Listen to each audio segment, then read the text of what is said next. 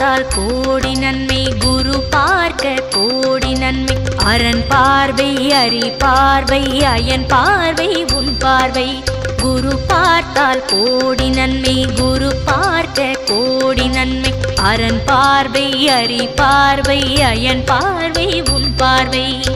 குரு வழி போனால் தான் திருஞானமே, குருவே திருவானால் அது யோகமே. சுபவியாழன் சுக பார்வை தினம் வேண்டுமே.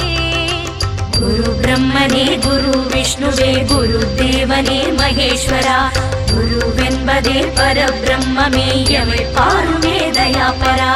குரு பார்த்தால் கோடி நன்மை, குரு பார்க்க கோடி நன்மை.